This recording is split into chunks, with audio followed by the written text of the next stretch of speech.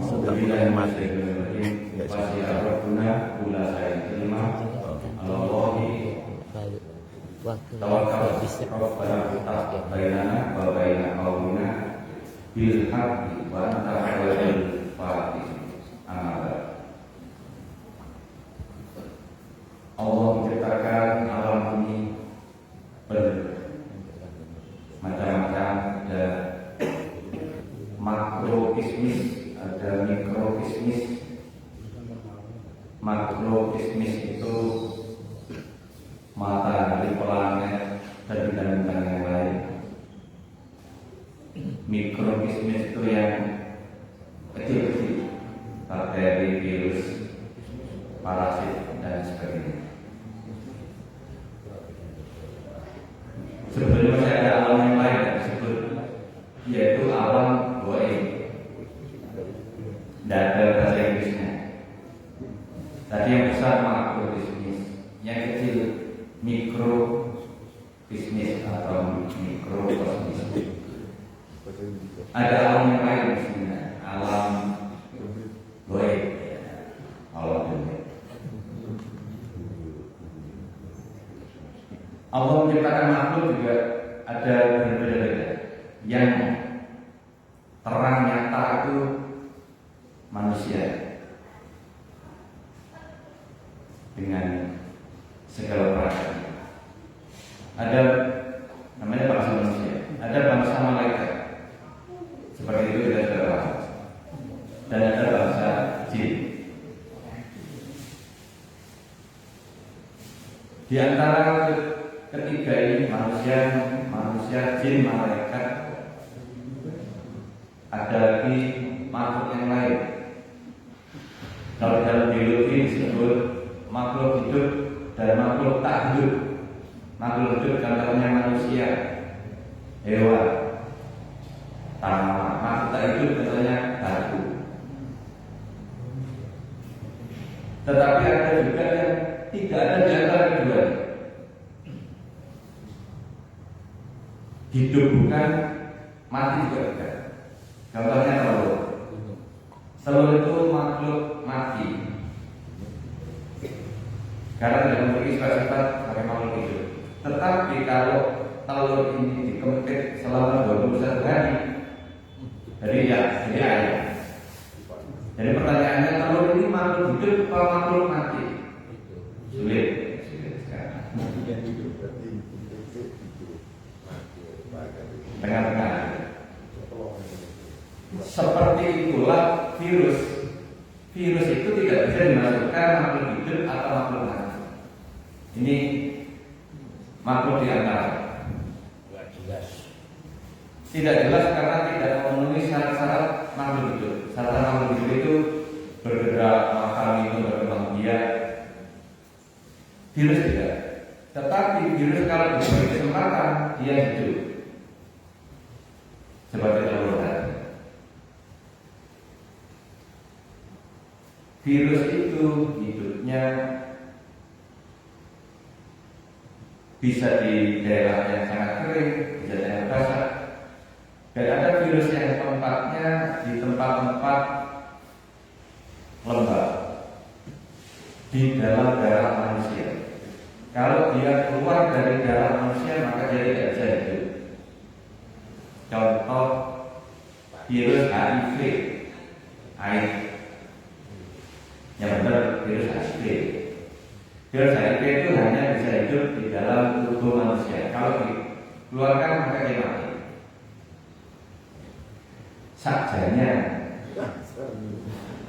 Sajanya kalau ada benda kena darah orang HIV, ditunggu 5 menit virusnya sudah mati. Cuma kalau ngomong begitu ke orang awam kan berbahaya, ke orang tidak hati-hati. Terus dianggap aja pokoknya yang berhubungan dengan darahnya orang HIV sangat berbahaya. HIV itu menularnya lewat hubungan seksual, lewat darah, tidak lewat pernapasan. Jadi sajanya kalau ada orang pasien HIV meninggal itu tidak perlu masker, tidak apa-apa. tidak menularkan lewat udara. Tetapi meskipun itu benar, orang nggak berani, lebih aman pakai masker. Jadi masker di sini sebagai jaga-jaga bebeknya menular juga. Lalu ada makhluk yang lain namanya yang sekarang disebut dengan SARS.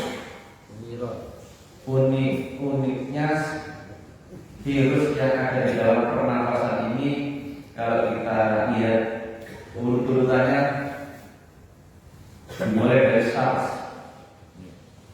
SARS itu seperti awalnya menyerang ayam, burung, disebut avian influenza. Lalu selesai. Dulu ayam-ayam orang se-Asia hancur juga. Kemudian berkembang, sekarang menyerang manusia. Jadi pada dasarnya corona ini adalah kelanjutan dari SARS. Dia menyerang saluran nafas manusia sebagai pintu masuk dan kemudian berkembang biak sesuai dengan sifatnya. Dulu tidak pernah ada, kok sekarang ada. Maka ada ahli yang mengatakan ini sebetulnya adalah biological weapon. Jadi ini senjata kimia. Ketika ada SARS yang diserang ayam-ayam orang Asia, terutama ayamnya orang Cina dan orang Indonesia sekitar. Tetapi kemudian sudah jadi bentuk corona yang diserang hanya manusia, tidak menyerang hewan lagi. Mungkin virus ini bisa dimodifikasi, dirubah, disesuaikan. Cari orang yang begini, cari orang yang begitu. Ilmu dasar dari virus ini tidak mempan dengan antibiotik karena bukan peruntukannya. Antibiotik itu untuk bakteri. Virus bukan bakteri. Virus itu 1/1000 bakteri. Dengan kata lain, antibiotik tidak ngefek terhadap virus, infeksi virus. Jadi mestinya kalau lihat ini kok infeksi virus diberi antibiotik, bisa benar kalau ada sekunder infeksi tambahan. Jadi tidak ada obat yang bisa membunuh virus. Tentu ini berita yang menyedihkan. Ternyata manusia dibekali oleh Allah sistem kekebalan tubuh. Sistem kekebalan tubuh ini ada di seluruh tubuh manusia. Di otak ada, di liver ada, di darah ada, di kulit ada, di mulut ada, di kemaluan ada. Tinggal bagaimana mengaktifasi. Mengaktifasi itu menghidupkan, mengaktifkan. Maka kita perlu belajar bagaimana mengaktifasi sistem imun. Selain itu kita juga perlu mengetahui apa yang bisa mencegah aktifnya imun. Di antaranya sudah berkali-kali kita sampaikan di sini, yang bisa menurunkan imun adalah stres, gula, kurang gerak, usia yang komorbid. Jadi ini yang mengurangi aktivasi imun. Tetapi kita masih bisa mengurangi faktor resiko ini, misalnya dengan mencegah stres berlebihan. dengan berjemur pada matahari, dengan mengkonsumsi makanan yang baik, dengan mengurangi gula. Gula itu gula yang kita makan atau minum. Kalau stres juga menghasilkan gula. Makanya kalau orang sudah tua kepreset jatuh di bawah dokter gulanya tinggi, karena dia merasa jangan stroke langsung tinggi.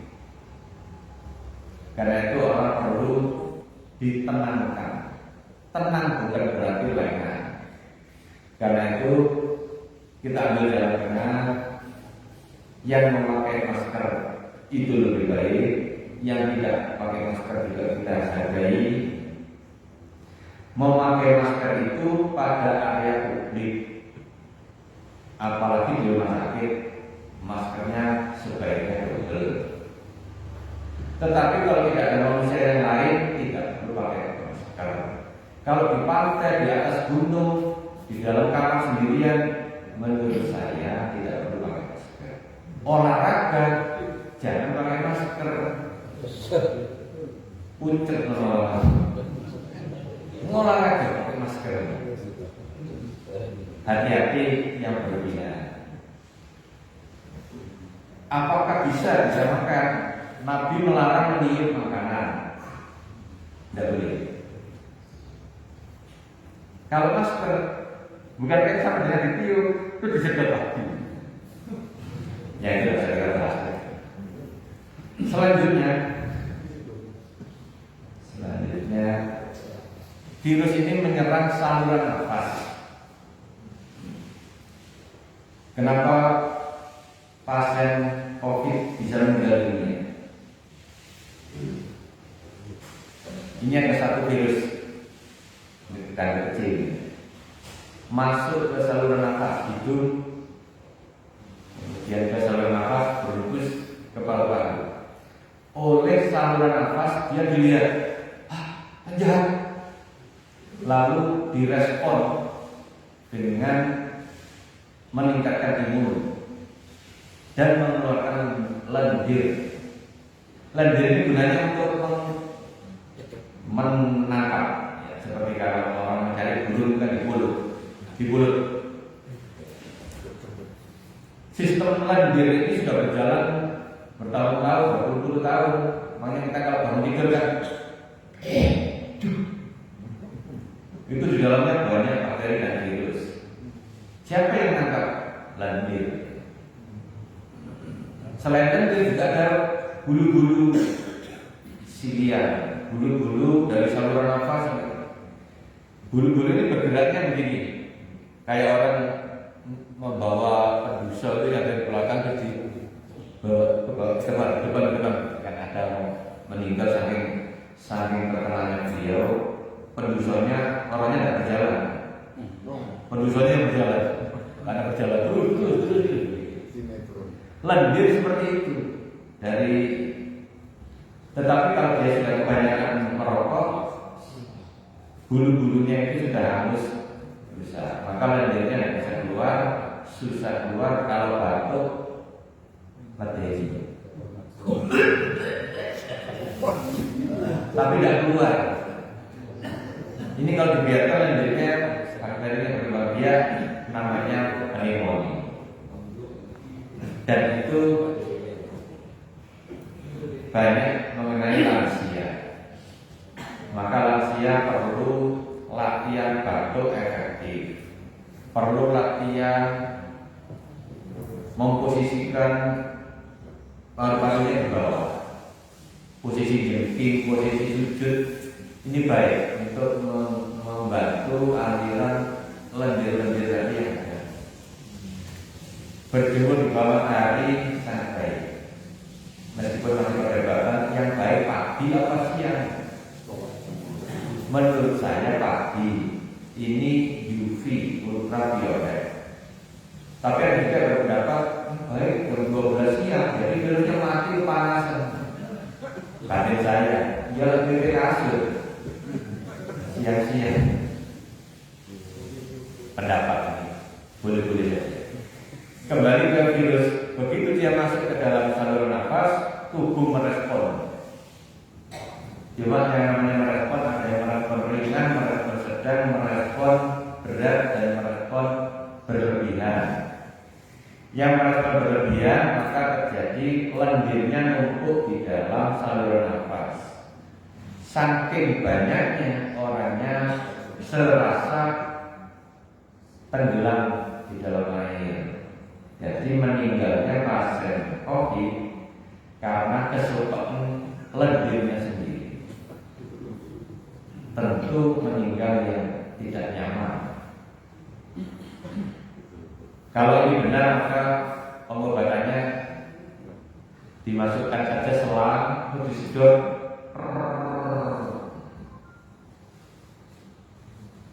sudah mengurangi. Itu ngarang sendiri. Sekarang bagaimana pencegahannya? Pencegahannya adalah bagaimana meningkatkan imunitas ini. Ada yang menafsirkan kisah Yakub alaihissalam. Yakub itu tahu kalau Yusuf ini bakalan jadi nabi. Dan Yakub tahu 10 saudaranya Yusuf jahat-jahat yang kelak menjadi Yahudi. Ini gimana ya? Yakub cemas berlebihan. Jangan-jangan nanti dibunuh, jangan-jangan nanti jemur sumur, jangan-jangan nanti dimakan serigala, jangan-jangan nanti dibuang. Kekhawatiran ini kemudian menjadi nyata. Yusuf kan kemudian dibawa lari, ayo balapan lari, kamu depan, saya belakang. Kemudian Yusuf disleting, dimasukkan sumur, terbukti masuk sumur. Bilang ke orang tuanya, wahai ayahku, tadi kamu balapan lari, tetapi Yusuf kurang cepat larinya. Di belakang ada serigala, dia dimakan serigala. Ini bajunya berdarah-darah. Kekhawatiran Yakub bertambah lagi. Yusuf mati tadi. Qadarullah, kemudian penglihatannya menurun lalu buta. Berikutnya Yakub bertawakal kepada Allah. Saya pasrahkan semua kepada Allah. Dan di akhir cerita Yakub ini mendapat hadiah bajunya Yusuf. Sebagai bukti bahwa Yusuf itu masih hidup. Ini dibuat raut, dibuat mengucap wajahnya, nangis bahagia. Dan alhamdulillah kemudian Yakub bisa melihat kembali. Ini saya pernah mendengar ada yang menafsirkan cemas berlebihan bisa menyebabkan penyakit komplikasi, bisa menjadi komorbidnya, lalu terjadi kondisi sampai penglihatannya menurun. Cemas berlebihan menyebabkan komplikasi, menyebabkan pada kasus Yakub sampai matanya buta. Kalau pada kita mungkin bisa terjadi gula darah tinggi, aterosklerosis, ginjalnya bermasalah, hipertensi bermasalah. Maka yang terbaik adalah kita bertawakal pada Allah. Sampai level ini level ekstrim. Ayat yang mendukung tentang pentingnya bertawakal kepada Allah di antaranya A'udzubillahi minasyaitonir rajim. Ma asaba min musibatin illa bi'iznillah. Kemudian di surat di juz 27, saya lupa nama surat, juz 27 sudah berakhir ayat 22-23. Tidaklah musibah yang terjadi di bumi dan di dalam tubuh manusia kecuali sudah tercatat di dalam kitab Lauhul Mahfuz.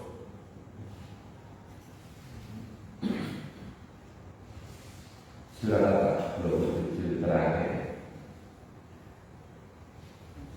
Pokoknya 27 ayat 22-23. Ma'asoba, tidaklah musibah terjadi di bumi.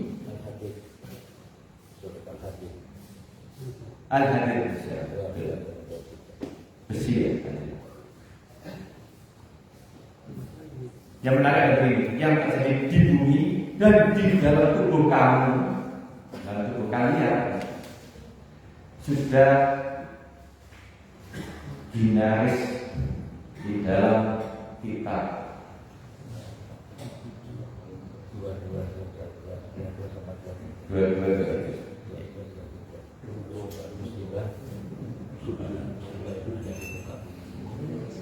Jemaah sekalian yang dimuliakan Allah, mengenai saluran nafas ini, bagaimana cara kita menjaga, merawat, mengobati? Nanti semuanya berpulang kepada Allah. Menurut saya, cara pengobatan yang pertama adalah kita serahkan kepada Allah, bersabar kepada Allah, tawakal kepada Allah. Ayat yang saya buka tadi, wasi'a rabbuna kulla syai'in ilma. Pengetahuan Allah meliputi segala sesuatu. Allahi tawakal, pada Allah kita tawakal. Rabbana fa'ah bainana. Ya Allah berilah keputusan antara saya dengan jamaah saya dengan hak. Sesungguhnya Engkau adalah sebaik-baik pemberi keputusan.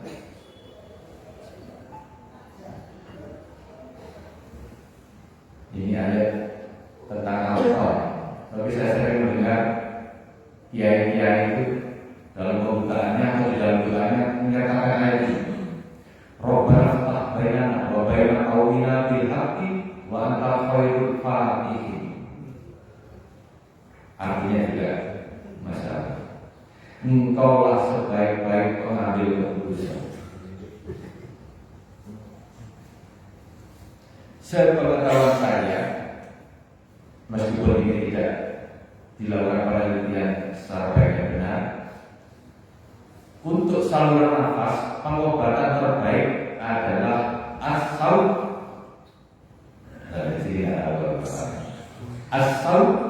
As-saut adalah gurah hidung. Hidungnya ditetesi,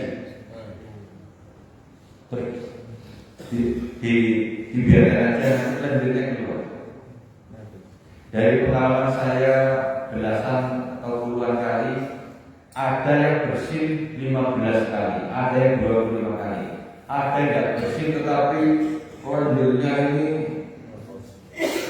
kalau dilihat kayak jenggotnya Pak Udin, melebar begini.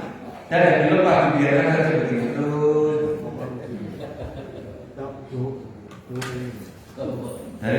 Dari jauh kelihatan memang kayak jenggot.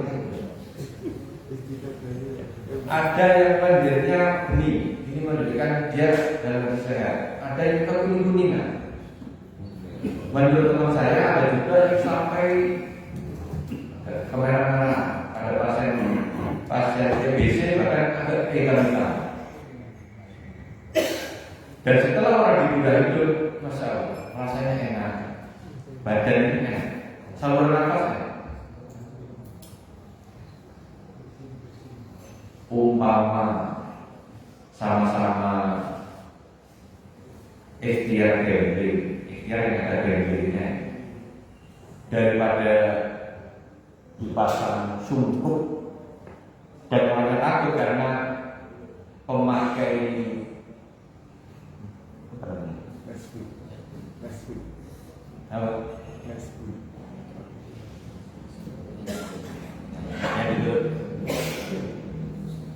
itu kan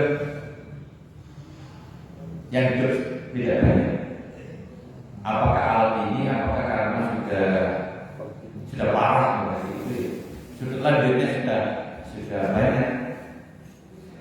Menurut saya umpama ada kegagalan yang mati kita Bismillah budak saja akan keluar sendiri.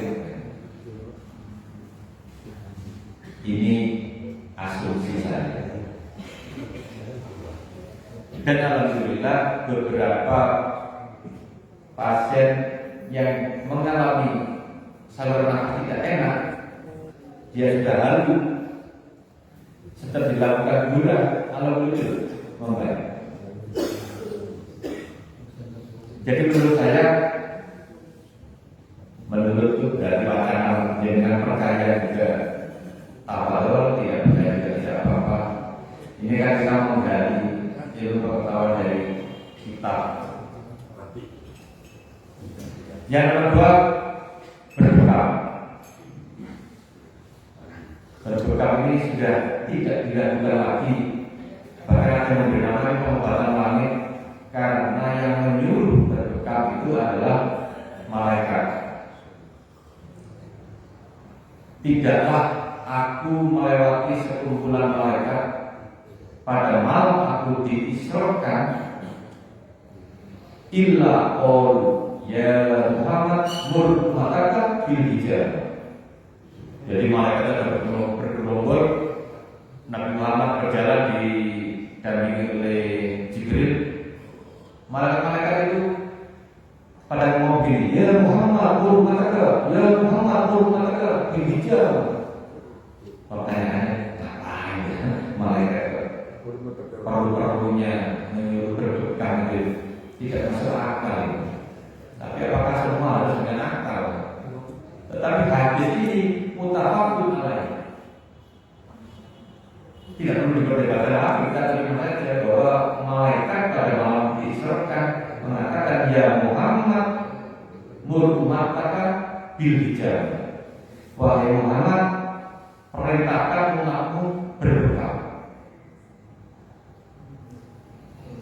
Dan Nabi tidak tanya jawab, misalnya begini, untuk yang sakit hari-hari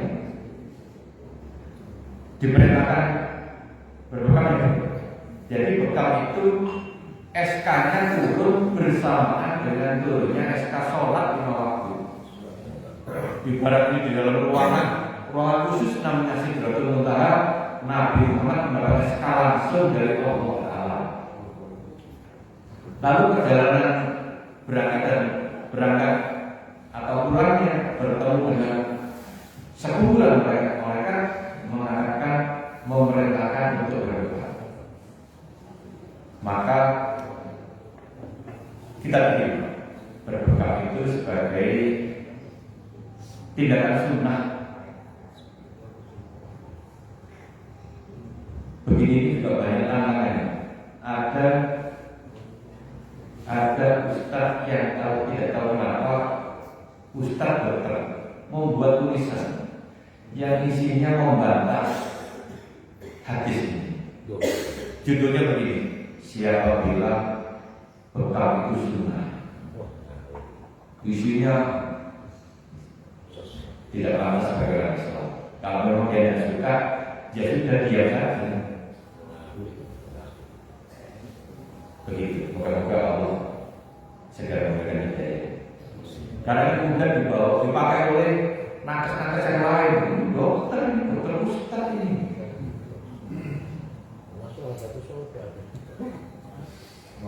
Beberapa kali saya membekam pasien yang diduga COVID atau akan COVID, bahkan ada yang positif COVID. Di mana saya bekamnya? 7 titik sunnah. Al-Aqda'ain, Al-Kahil, Al-Katifain, Al-Wadi. Itu yang titik sunnah. Saya tidak pakai akal, tidak pakai kecerdasan. Pokoknya orang berbekam 7 titik sunnah yang pernah dicontohkan Nabi, saya lakukan dulu. Baru kemudian titik tambahan itu sesuai masalahnya di apa. Oh ini pasien resiko saluran nafas. orang sedang sakit saluran nafas. Saya tambahkan di mana tempatnya saluran nafas? Kan di sini. Kan di sini. Kalau usus lemah, dia di perut kiri. Kalau liver, dia di perut kanan. Kalau usus buntu, dia di perut bawah kanan. Anak saya tidak mau kamu, yang perempuan, kemennya. Bapaknya buka aja, alasannya ngeri. Suatu ketika oleh Allah diberi ujian, dia kena usus buntu. Sudah dibawa ke rumah sakit, sudah diadakan operasi. Saya dihubungi, saya kejar ke rumah sakit, saya hubungi dokternya. Dok, saya melihat begini, nyeri reda. Kalau begitu anak saya bawa pulang. Saya rekam, alhamdulillah sehat. Sampai hari ini tidak operasi. Dokternya sampai itu, ini harus operasi, Pak. Bisa kambuh lagi.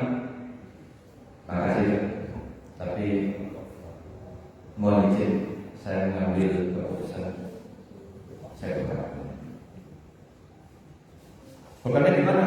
7 titik zona ditambah 1 titik usus buntu. Berita ini kemudian menyebar, lalu banyak orang-orang yang usus buntu pada berkah. Dan alhamdulillah, bismillah tidak operasi. Ya kalau dihebat ini berapa? Kalau 1000 percaya deh. Ya tidak apa-apa, saya menjaga sunnah. Begitu. Yang ketiga, habbatus sauda. Ini menurut saya hebat ya, masyaallah. Habbatus sauda. Sudah terbukti secara ilmiah habbatus sauda meningkatkan imunitas. Maka saya sarankan jamaah masjid Al-Ikhwan harus selalu mengkonsumsi habbatus sauda. Untuk yang diabetes ini insya Allah obatnya ketemu dan obatnya.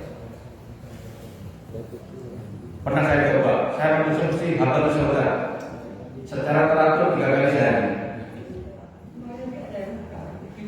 Ternyata setiap saya jam 11 saya mengalami kelaparan. Dan cerita, setiap jam 11 mengalami kelaparan hebat. Jadi itu artinya habbatus sauda itu mengaktifkan kerja insulin. Ibu saya gula darahnya 456. Obatnya cuma berbekam dan minum habbatus sauda. Hanya selama ibu saya rawat, Allah ya, saya tidak pernah memberikan obat-obat diabetes, apalagi insulin. Cukup itu saja. Dan alhamdulillah meninggalnya baik-baik saja di rumah. Tidak dalam perawatan yang lama, tidak dalam perawatan yang rumah sakit.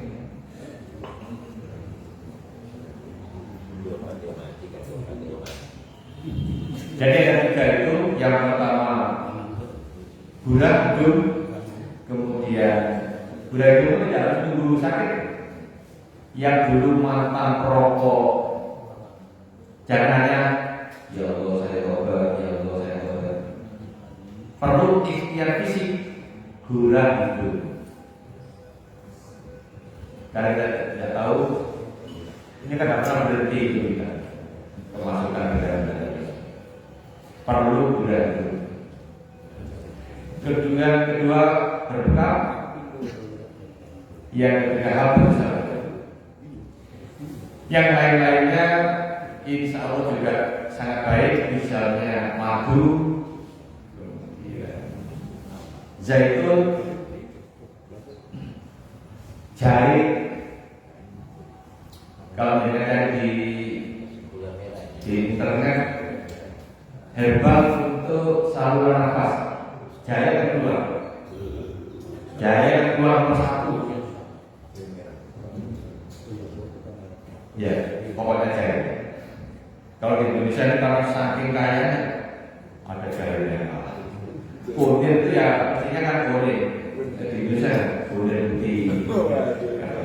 Sampai ya begitu dari dulu di Indonesia serai ungu. Ada orang Malaysia itu Alibaba, namanya Tuan Haji Ismail. Beliau itu kalau ke Indonesia gara-gara kepala lihat daripada di Indonesia yang namanya menira itu diambil lah dimakan, pegatan lah dimakan. Kalau kita menira pakai air diberikan motor-motor ini. Padahal ini herbal yang dikaruniakan Allah kepada kita untuk meningkatkan imun. Menira ya kayak motor tingginya segini, kecil. Kalau pegangan bentuknya seperti kecambah, tingginya sama segini juga. Bentuknya seperti otak. Ini untuk regenerasi sel saraf. Kalau sudah masuk pabrik, harganya berlipat-lipat. Jadi demikian herbal-herbal yang bisa kita konsumsi. Yang pertama kita mencegah adanya kecemasan, cemas dan sedih.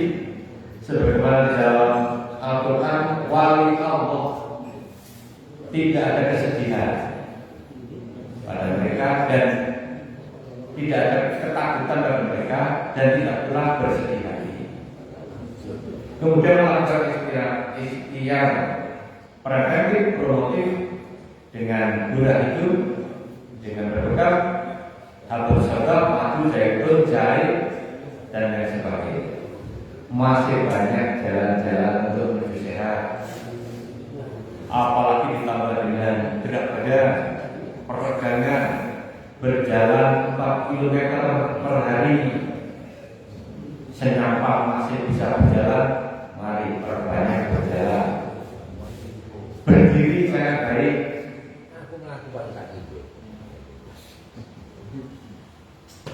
Saya senang kalau dulu Jumatan itu saya duduk dari jam misalnya jam 11 berikan sampai setengah lagi ini.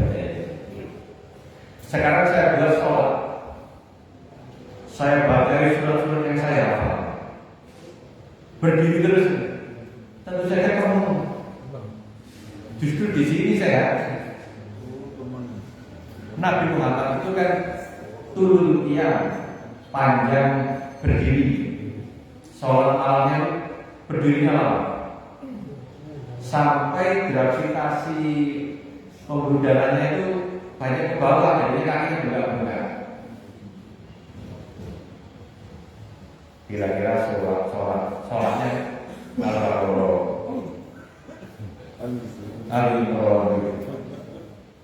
nah dia semaput.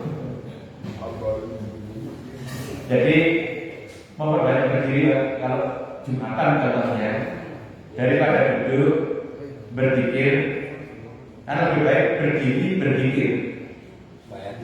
Sholat misalnya baca surat Kahfi 1-10, diulang lagi 1-10, diulang lagi 1-10. Soalnya salah satu belum hafal. Demikian beberapa penonton. Assalamualaikum warahmatullahi wabarakatuh. Baik, waktu tinggal 5 menit, saya persilakan satu pertanyaan. Untuk audit. Yang lain aja kok.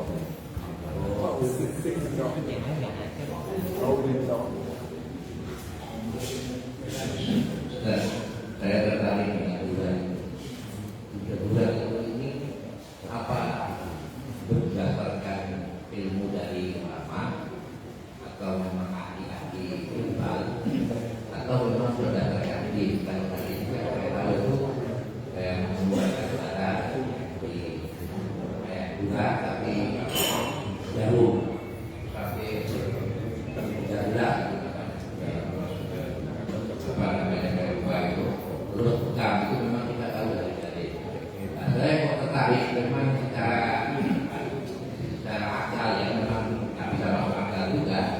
Tapi secara akal ya masuk akal. Mengeluarkan Raden itu berarti merubah penampakannya kan. Rata-rata kalau saya itu kenapa itu sesuatu yang besar dia langsung ini kayak mohon solusinya. Kalau ini bagus. Insya Allah ini hadis, cuma memang tidak abdul. Ini hadis. Yang saya ingat namanya asal. Ada 5 yang disebut. Jadi Nabi itu kalau makan sesuatu baik itu kan terbaik. Kalau di Indonesia terbaik itu artinya satu. Tetap Nabi dari mengatakan misalnya sebaik-baik obat adalah madu. Tapi di tempat lain mengatakan sebaik-baik obat adalah bekal. Nanti di tempat lain beda lagi. Sebaik-baik pengobatan adalah asal, yaitu gurah hidung, gurah mulut. Saya gurah mulut kan ada. Gurah mulut seperti apa ya? Gurah mulut itu dimasukkan di antara gigi dan pipi, dimasukkan di situ, dikeluarkan. Ada juga gurah vagina. Tapi yang disebut di dalam kitab itu gurah hidung. Dan seperti kata Pak Udin, memang membersihkan saluran nafas itu pakai apa? Tidak bisa dimasuki air ya sesaat-saat di sedot kompresor ya mungkin. Sementara virus bakteri jamur masuk ke dalam tubuh.